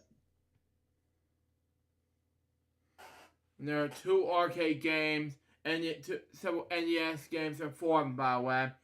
2 Super Nintendo games, 2 Sega games, and 3 Game Boy games. The full lineup is coming to the Nintendo Switch, PS4, PS5, and Xbox Series X and X, you know? And it's going to be on Steam. And I think out of all of these Ninja Turtles games, the one that I'm looking forward to play is the Game Boy is the Game Boy of Ninja Turtles Follow the Foot Clan, which was the first one on the Nintendo Game Boy. Came out in August 1990. And that's the game that I want to play so bad. And when I saw at the end of the trailer that I saw Follow the Foot Clan, I was like, okay, this collection better have Follow the Foot Clan, or I won't be buying the collection. Well, it turns out Follow the Foot Clan is part of the collection, and I want it so bad because this is my favorite Ninja Turtles game ever. It's probably my all-time favorite, and I like it better than the NES version. Sorry, folks, but I had the NES version of Ninja Turtles. The Game Boy one, I like it a lot more. Yeah. Because the difficulty is not as punishing as the NES version, and it's a short game. There's only about 5 stages in the game, so even though the game is short, it's still a great game, and I think it's a great way to play a Ninja Turtles game on the Game Boy. I think it's one of my favorite games that Konami's done. And of course, it was Ultra Games back then, and that was the only Ninja Turtles game to have that Ultra Games branding on it, and then it went to Konami for the next 2. But I'm happy to see what's the second one on the Game Boy? Back from the Sewers and Radical Rescue. I gotta play the Radical Rescue because I played it and I got stuck on one level, so I'll be playing that sometime. But yeah, I'm so happy to see the first one, the Fall of the Foot Clan, because that's my favorite one. I love that so much. Yeah, okay. And that was one of the reasons why I pretty much why I kept the Game Boy and why I fell in love with the Game Boy, because it had great selection. It had one of the best selection of games, software. Okay. And I think it's very important, to have a game library. Okay, so she sent me a message. I'll have to talk to her in a little while. But anyway, yeah, so Ninja Turtles on the Game Boy. That's the reason why the Game Boy had a solid library of games from 89 to, 99 or 2000. Because, like I said, the Game Boy went through the entire '90s. Nobody could have done that. I mean, the NES, '85 to '90, 5, even though the last game was '94, and Super Nintendo 1991 to 1998. So like I said, the Game Boy went through it all in the '90s. Yeah, so Cowabunga dudes, I'm so excited for Fall of the Foot Clan to be part of the collection, and of course, and folks, I think I think the game that they really want to, I think the reason they want to get this collection is the arcade version of Ninja Turtles. Mm-hmm. Not the NES version of TMNT 2, the arcade game. No, we're talking about the 1989-90 arcade that was in the arcades where it had full-player support, and it was just awesome to play four characters all at the same time. Mm-hmm. So by having the arcade version is a huge plus, and I think that's why people are going to buy this collection, just so they can play the arcade version of Teenage Mutant Ninja Turtles. Mm-hmm. That's how I see it. Yeah, I have to agree. Yeah. Especially for people who can find a PS5, they'll be able to play it on the PS5. Mm-hmm. Yeah. And for people who have a Nintendo Switch, you'll be able to play it on the television or play it on the go, and that's going to be a huge win, especially when you want to play all three of the Ninja Turtle games on the Game Boy and the original Game Boy. Mm-hmm. It's just like we're going back in time in 1990 when that game came out on the Game Boy. So it's like we're going to be able to time travel to 1990 and playing these games all over again. The nostalgia is there. And like I said, this is the 35th anniversary of Ninja Turtles. The movie. The cartoon. Well, the cartoon from '87. Oh. Anyway. Yeah. So from 1987. Yeah, I was the wrong year. And like I said, Viacom owns Ninja Turtles. So. But yeah, so 1987 and 35. This is gonna be the 35th anniversary. Yeah, I mean when I first saw Teenage Mutant Ninja Turtles, it was a 2003-2009 one that it was when I first saw the late early 2000s kid on Cartoon Network. Yeah. Where these four was like Teenage Mutant Ninja Turtles. Do, do, do, do. I thought it was Nick, but okay, yeah, Cartoon Network. Yeah, it's not Nick. No, they came out on Foxbox, but I watch on Cartoon Network all the time. Yeah. Yeah, Mm. and no, it was not Nick when they first came out in 2003-2009 series. So no, 2012 they came out when I first watched it. The 2012 one. Yeah, I was thinking of the 2012 one and not the 2003.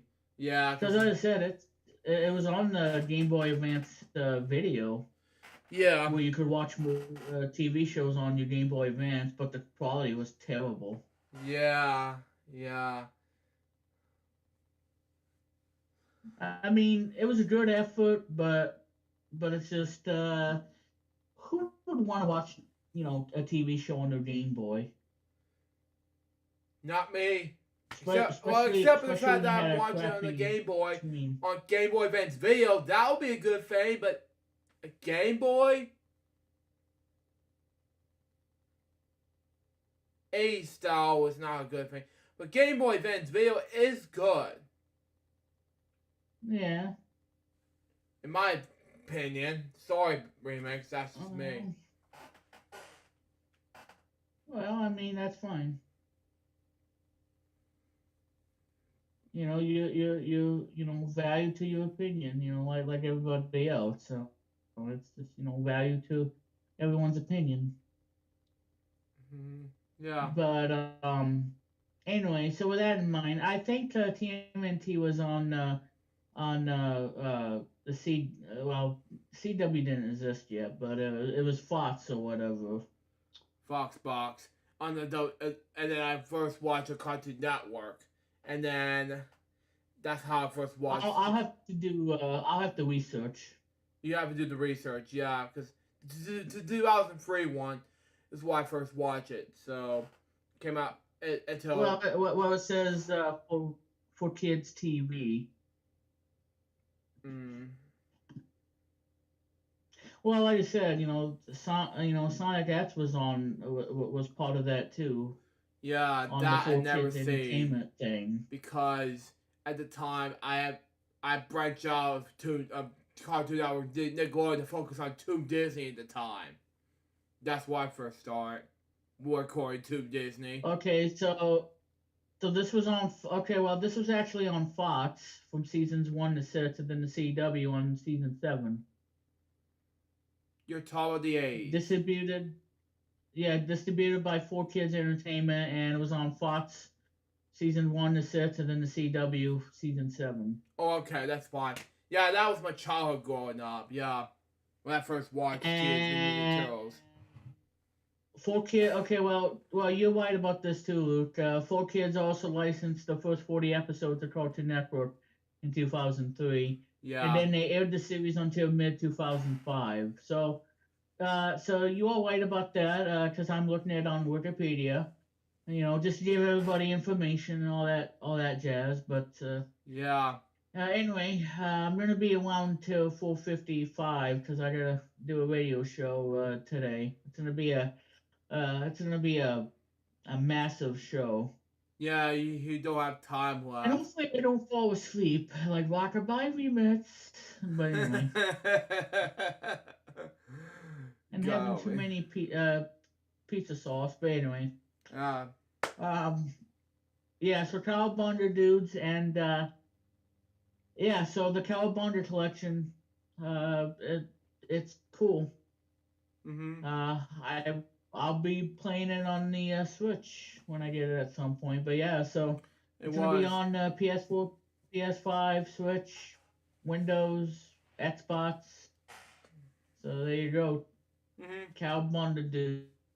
Exactly. Yeah. And I'll definitely be playing in Fall of the Foot Clan because that game is awesome. And the game has a rewind feature, so if you screw up, then you can just rewind and try it again, and you can do it as much as you want.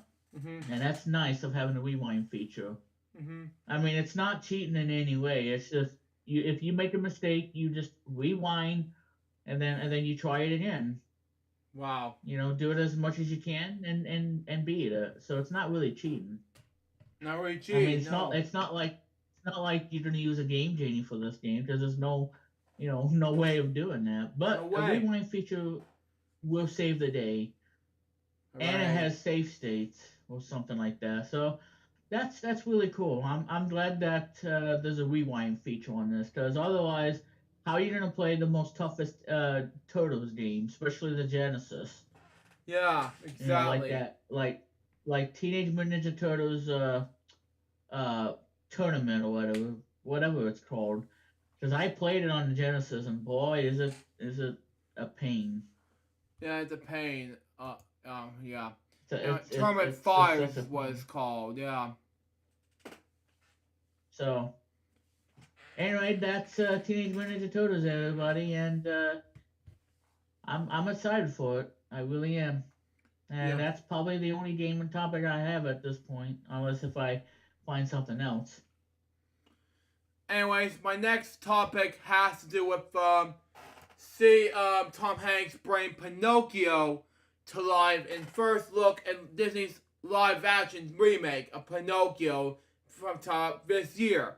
Anyway, when you wish upon a star, you get a first look at Tom Hanks and Scott Capello, okay?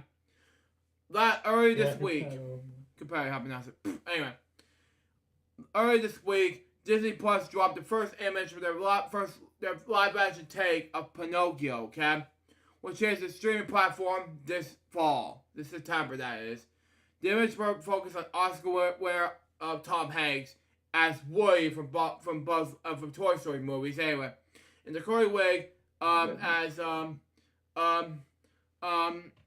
Geppetto, okay, the iconic wood carver who builds the puppet Pinocchio. Benjamin Evans Ainsworth plays him, okay, and loves him as he was human son. Here we see him putting the finished touches in the wooden puppet, okay, who has been an image of Disney's animated version of the fairy tale character, okay. Directed by, I'm gonna say his name, but he's also did the movies, let's say, The Polar Express, Forrest Gump, Back in the Future, Who Framed Roger Rabbit, and so many others. Robert Zemeckis, okay? Pinocchio's the latest live-action update in the Disney canon. He also stars Joseph Gordon-Levitt as Jiminy Cricket, okay? He also did Angels in the Outfield and so forth. Anyway, Pinocchio is considered as one of Disney's animation's most adoring creations, okay?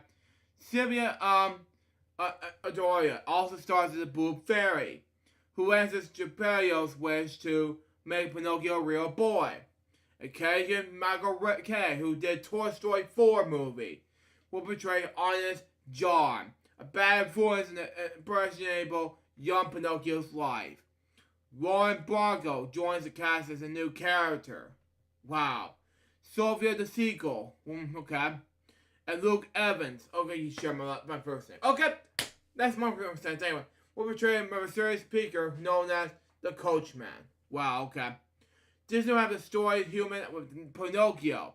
Okay, in 1940, it was their second ever full-length animated feature film after Snow White and the Seven Dwarfs. Okay, it became the first ever animated feature to win completed Oscars, picking up the best original score and best song. That song, When You Wish Upon a Star, also became the best in the album of Disney and the magic-making brand for over the years. But the little Indian puppet will be all the rage this fall. The Disney Rejuvenation will be based off director Guillermo del Toro's own take in the story with his long, great Griselli stop-motion version premieres in December. Wow. Good job, Tom Hanks. You deserve it. Anyway, my next topic has to do with Tony Hawk. Now, he's a huge fan of the video games of Tony Hawk, and he's been a huge fan of Tony Hawk. But anyway, remixes. Anyway, but unfortunately, he failed. Mistwist lead to the broken leg, hoping to walk on aid again. Now, what I heard about it yesterday, I was in shock. Okay. Tony Hawk says a failed attempt at the popular skateboard move, leave a several broken leg on earlier this week, and now the skate legend says he's hoping to one day be able to walk again unaided. Okay. The 53-year-old finally went into the detail on Thursday about what caused his broken femur earlier this week. And he says the effort to be the mid-twist doing the mid-twist. A front flip with a 540-degree rotation. And the half pipe buzzed up his limb.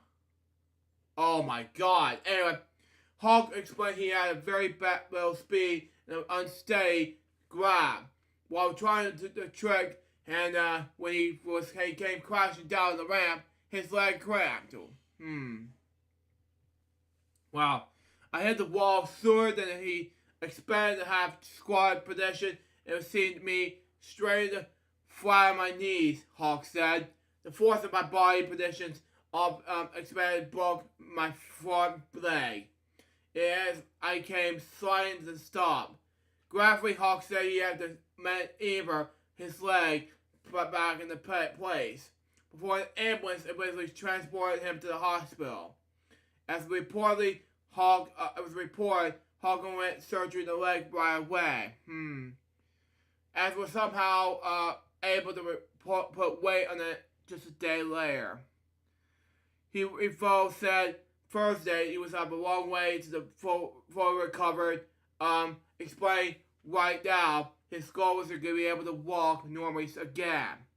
Whatever comes after, it will be the bonus, he said. That's what's my Tony Hawk topic. Sad, huh, Remix? Yeah, it was. Especially being a Tony Hawk Pro Skater fan.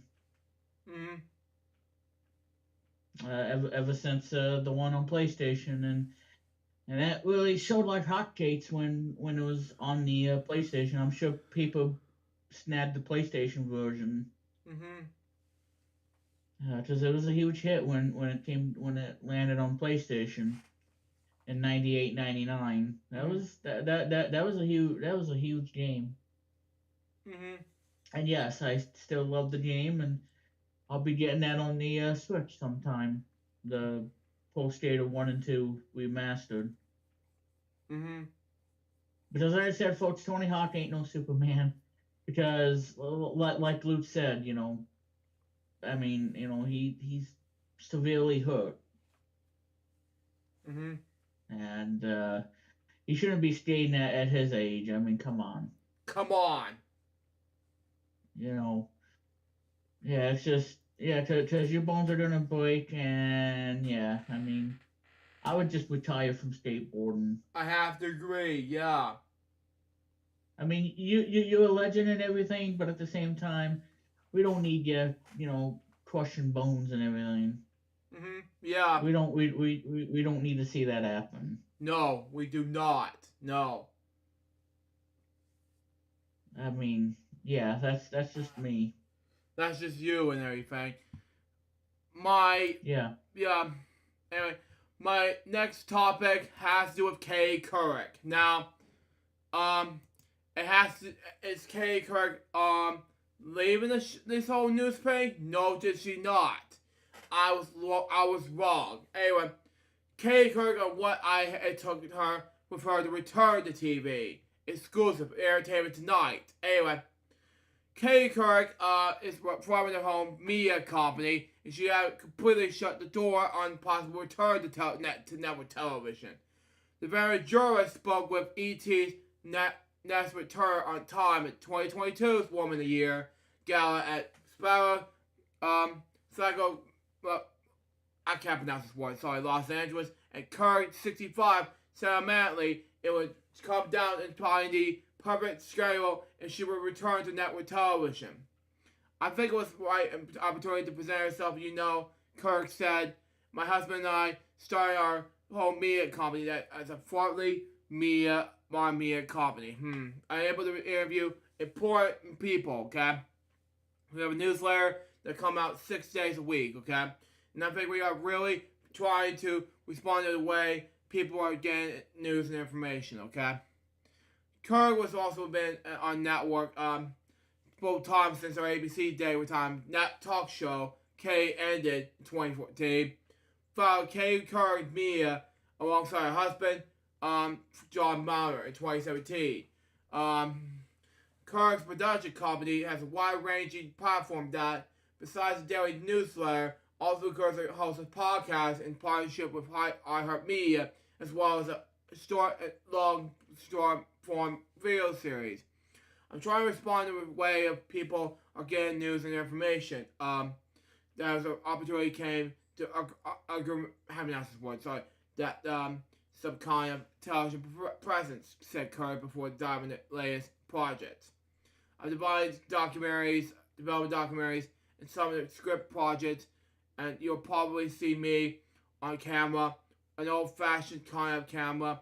No offense to you guys, some of the time in the future, but listen, I have so much respect to my colleagues, doing television news, and all kinds of news, and I think the more, the better.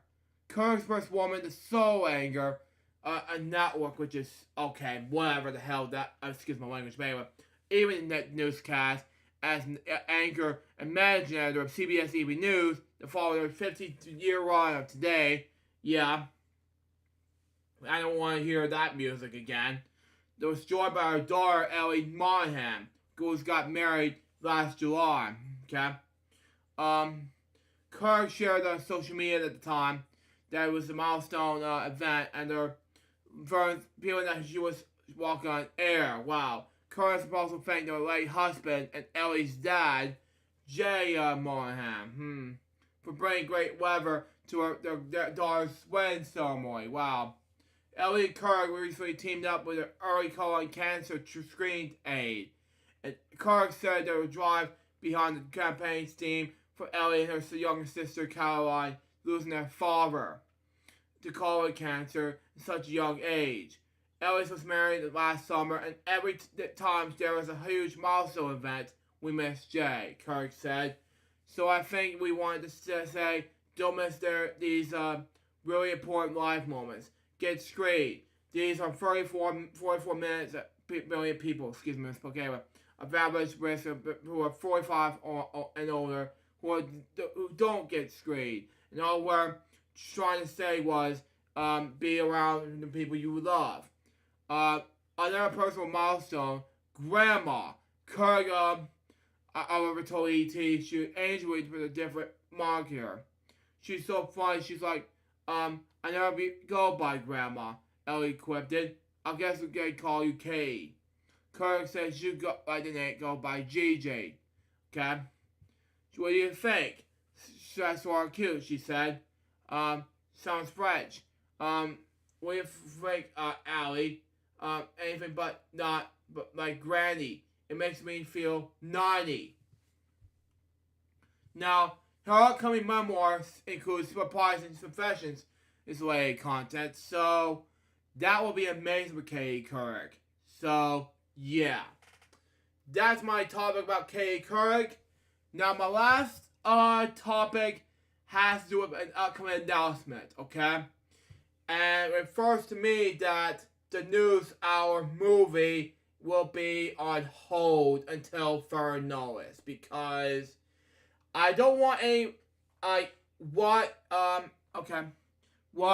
just don't want to be, it's going to be hold till another year, blah, blah, blah, wait till this year, blah, blah. No, I just want to be on hold till next year because, other years ahead, because I just want to be focused on other films. And because of that, I just want to be more focused on, other things because I just want to be more active with projects such as Ellison's Club and LukeJ62895 Production LLC. Because of this, I'll still be going to Washington, D.C. no matter what. If you watch News Hour Production LLC and News Hour and PBS News Hour and PBS and WADT, but I gotta make more money to save on the News Hour movie. But we'll be on hold till further notice. Just because, if you watch this, guys, you, but that's just me. And that's all my topics for today. Now let's move on for the games. So, yeah. And he'll be on for the next 5 minutes. We play these games with us, and he'll be going, okay? So, yeah. So, Remix, what do you think about the topics overall?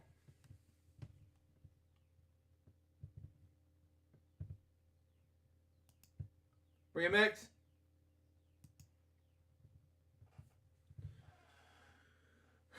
Well, he can't even mute his mic, okay?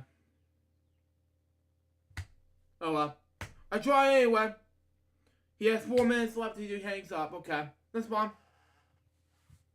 Anyway, I gotta play Take Your Pick, and I'll just end off with Warp Bank and just go ahead and do something. Anyway.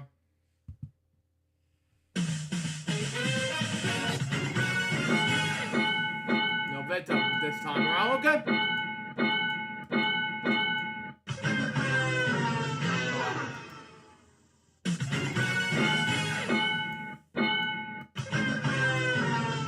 We're by number 23, oh well.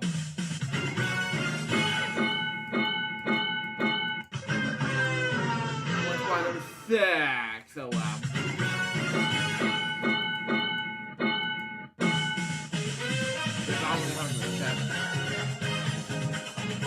$10,000, okay?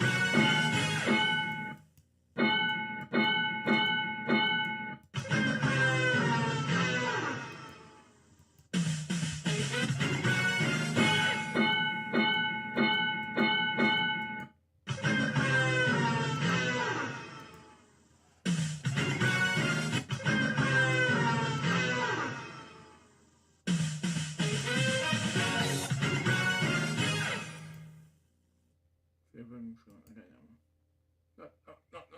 Stop. No. No.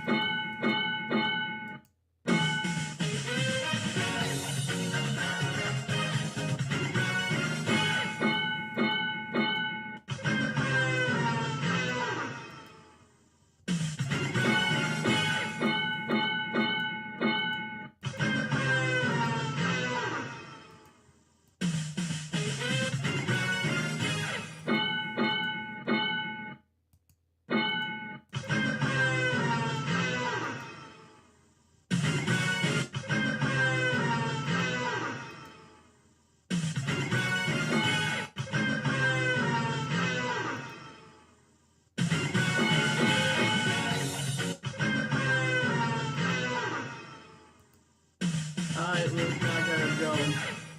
See ya.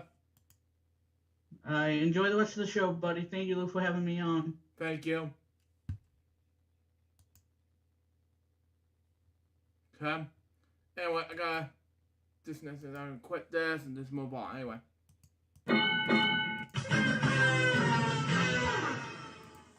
$10,000, okay.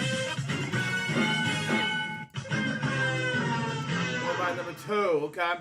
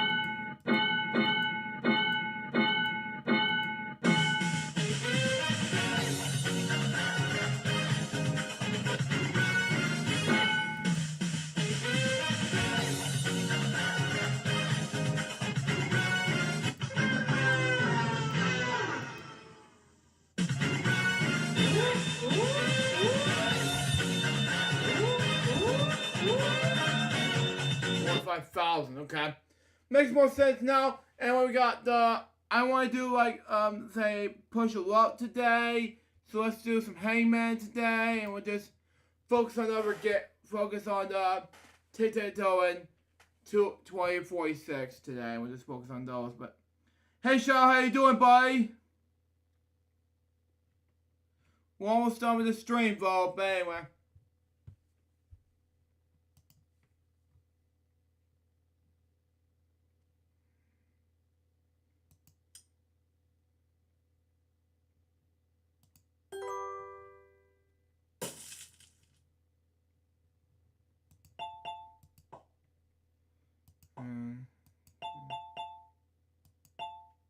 Okay. Martha Stewart, I know what it says. W H L.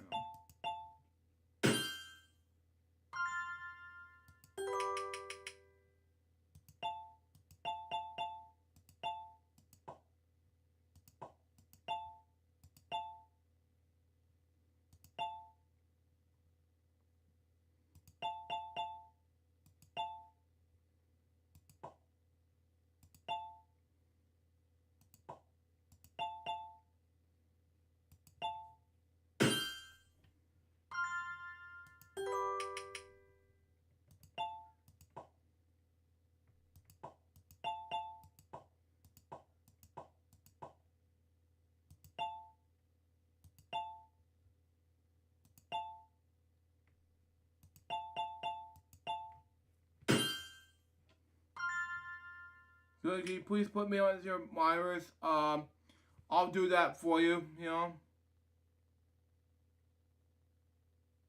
Anyway.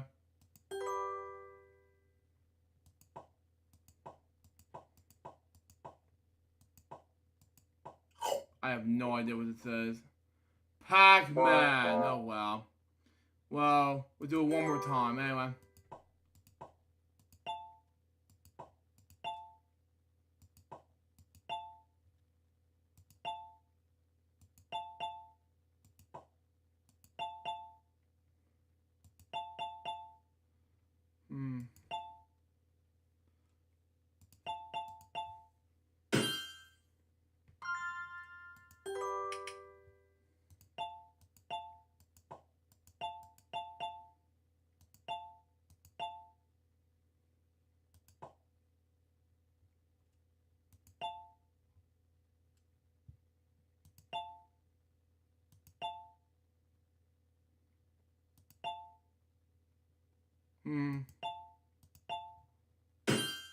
So, anyway.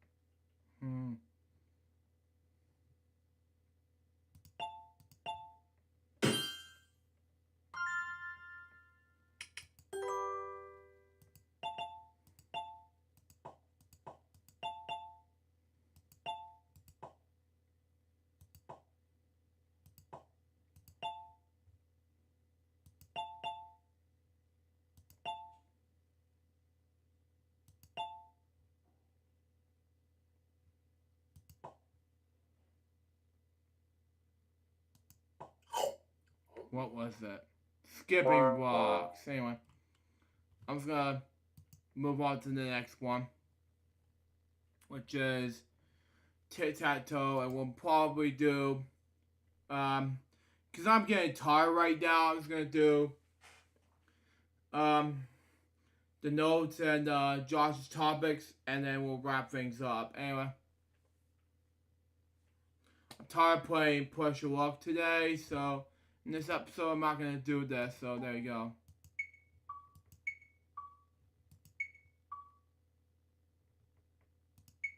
Wow.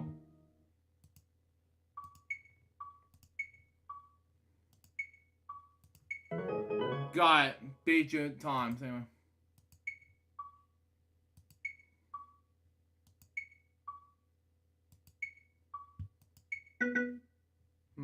Okay.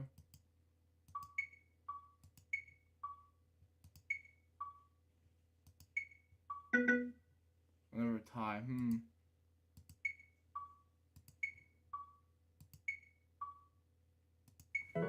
Got it. Okay. We got Paris Production Group stuff to do. I have no time to play Bonzi's thing, and I have to close this thing up. I know Billy's.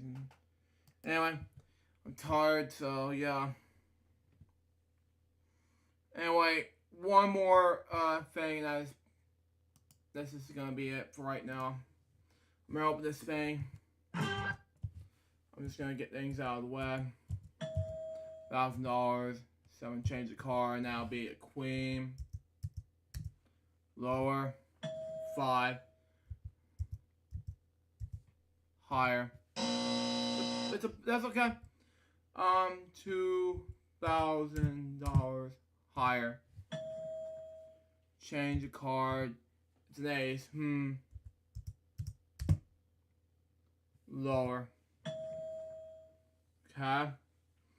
Okay.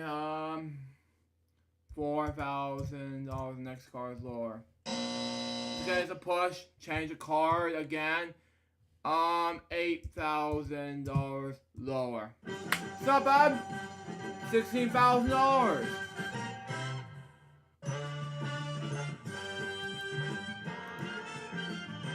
Let's get Super Scratch on the way. Let's do like a number 11, 13, and 15. That'll be Cherry, Booper, and Clover. Okay. 12. Another Booper. One more and I win 25,000. 14. Okay, gold. One of these, 2 more golds. Okay, number 9. Strike. 1. 8. Oh man, one more I'll be done for. 10. Oh! What am I doing, man? Who is this? Anyway, we got oh man.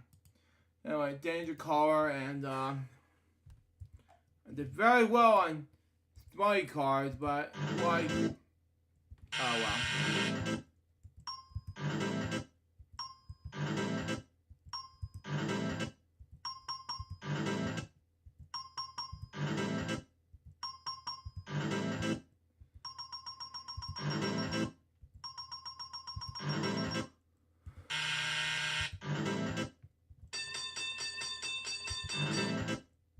Wow, $1 million, baby!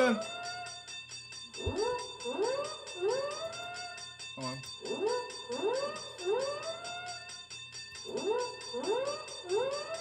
Home stretch time, and what we do is deuce. 75. Not bad. 1. It's a yellow. 7. It's a red. 2. It's probably red, blue. Okay. Okay. Yellow, red, and blue. Okay. 8. Another blue. 3. One more and I win 25,000. 9. Okay. Okay. 4. Okay. I still need to win this, but you know, that's just me. Anyway. 10. One more, I'll have $10,000. 5. Not bad. Almost there. We're gonna get the situation of getting the 10,000, 25,000, or the 75,000. 6. Okay, not bad. 25,000, not bad. Anywho, we got our next one. And that is, of course, it's going to be last one for the night. This episode is going to be Bonzi's Banana Challenge. So let's do it now. Anyway.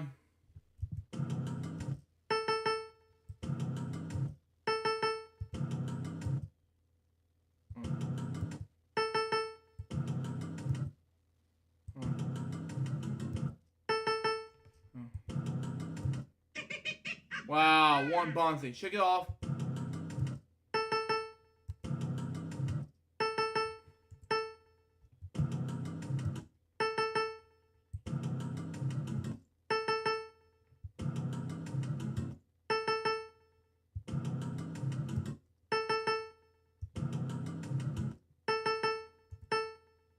Wow. Wow, one Bonzi. Second Bonzi. It's okay. It's okay.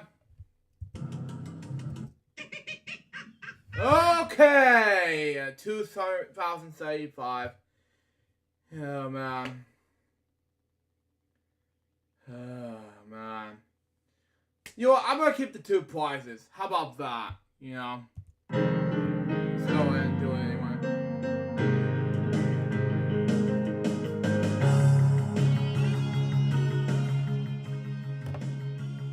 I feel like I'm about sick and tired of being the loser, you know what I mean?